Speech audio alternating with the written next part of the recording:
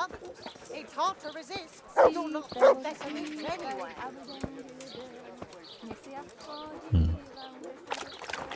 My god, fuck this dog. Have a look at these cucumbers. They'll stay firm all winter. Buy them before someone else does.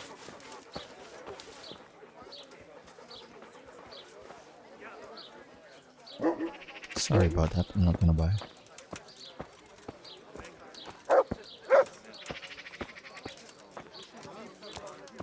Meat, cured and fresh, from the woods or from the pen. It all tastes delicious. Really?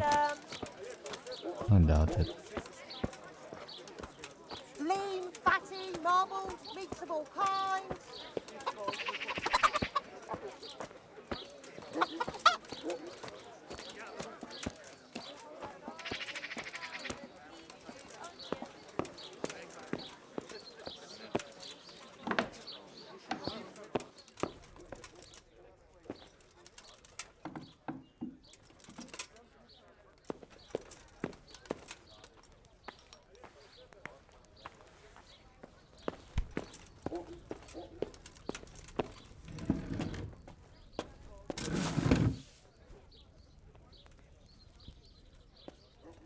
Hello.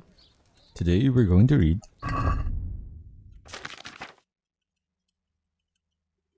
The Heretic's Testimony. Record of Interrogation of the Heretic Peter of Hradek.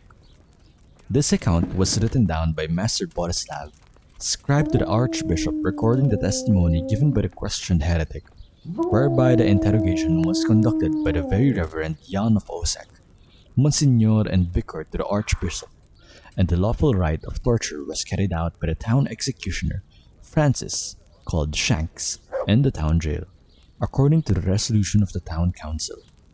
At first, the captive heretic, one Peter of Hradek, did refuse to give testimony, whereupon the executioner was instructed to encourage him to do so by performance of arts.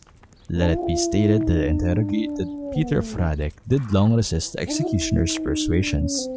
However, he did finally respond to a query as to the place of assembly of the other heretics known to him, that they did meet in the township of Uzhitz, when the vicar then asked the prisoner to elaborate, that is, who they were and in what house they assembled. Peter of Hradek again fell into silence. The executioner was again obliged to exercise his persuasive art, which in due course the vicar ordered him to desist, for the prisoner was greatly fatigued. Whereupon he did suddenly find his voice and began to respond to length to the repeated query as to where he met with the other heretics. The vicar thereupon decreed that the testimony of the prisoner be written down verbatim. May the Lord forgive me for hearing these heretical speeches, which by my duty to Holy Mother Church I am bound to set down in writing this day. Thus spoke the heretic. I began my pilgrimage in Uzhitz, a den of iniquity where the people were drinking and fornicating. So I left that corrupt place at once, and at once I saw another abomination, the temple of the bride of the Antichrist.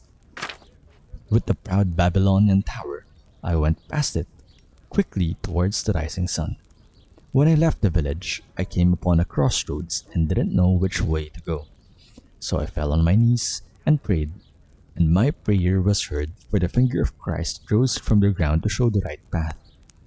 On I went through this sinful land, and suddenly I heard the sound of a thousand-headed crowd at work, and I saw their queen and their towers. I journeyed further on, and all at once there rose from the ground the jaws of the behemoth, and his broken teeth jutted up to the heavens like the tombstones of the Moabites. So I went through the mouth of the beast, and by the road I saw the abode of the apostles Peter and Andrew. I was hungry, so I took the fruits of their labors and filled my belly. Then I left their house, and saw two widows weeping and keening. I wept with them, and they let me sleep in their shadow. I went further along the edge of the world, and saw the ribs of the great Leviathan washed up by the sea. Then I saw two bridges over the river Jordan. and the devil tempted me and tried to lure me to the one on the right. But I saw through his deception and went against his will. And then I finally saw it, the gateway to the garden of paradise, abundant with foliage. It was guarded by men of straw, but they saw I was good. But they saw I was a good Christian and let me enter therein. There were the last words uttered by the heretic Peter of Hradek, for he did then breathe his last. The vicar did then state that his death was surely the work of Lucifer, to silence his tongue before the ears of the servants of God. The executioner thereupon took umbrage and made conceited objections, for which his wage was cut by 3 groschen, and he was admonished not to repeat such remarks, especially in the presence of a servant of Holy Mother Church. The body of the heretic was buried outside the cemetery wall as befits, so that it should not corrupt hallowed ground. Thereby, the case of the heretic Peter of Hradek was brought to a close in accordance with ecclesiastical law.